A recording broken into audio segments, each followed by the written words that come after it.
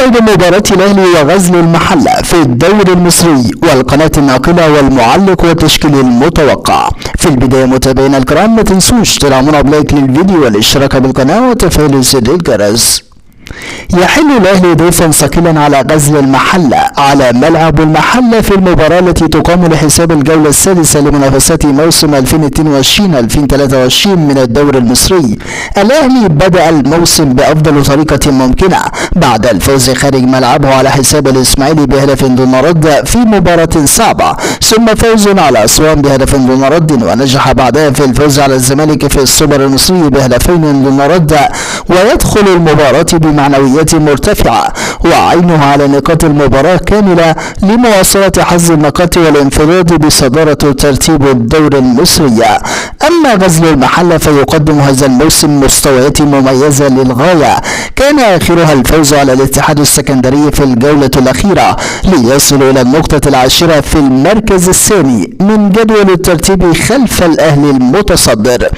أما عن موعد المباراة، موعد مباراة الأهلي وغزل المحلة هو اليوم الأربعاء الموافق 7 ديسمبر 2022 في ملعب المحلة، وستنطلق الصافرة بداية المباراة في تمام الساعة 4 مساء بتوقيت الجزائر والمغرب وتونس، 5 بتوقيت مصر وفلسطين والأردن وسوريا والسودان ولبنان وليبيا، 6 مساء بتوقيت السعودية والعراق والكويت وقطر والبحرين واليمن، 7 مساء بتوقيت الإمارات وسلطنة عمان.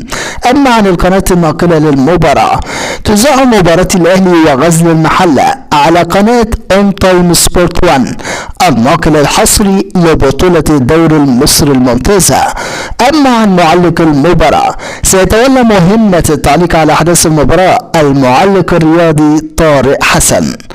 أما عن التشكيل المتوقع للفريقين، التشكيل المتوقع للأهلي: من المتوقع أن يدخل السويسري مارسيل كولر مباراة غزل المحلة بالتشكيل الآتي: في حراسة المرمى محمد الشناوي، في خط الدفاع أكرم توفيق، محمد عبد المنعم، ياسر إبراهيم، محمد أشرف، في خط الوسط اليو ديانج وعمرو السولية، في خط الوسط المهاجم كريم فؤاد، بيرنو سافيو، أحمد عبد القادر، وفي رأس الحربة اللاعب شادي حسين.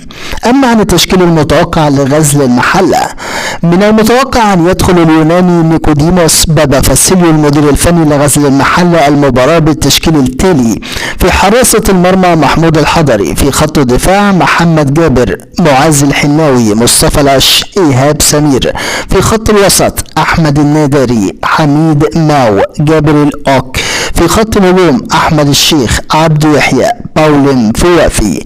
متابعينا الكرام، نحن في انتظار نتيجة المباراة في التعليقات، ولا تنسوا الإعجاب بالفيديو والاشتراك بالقناة.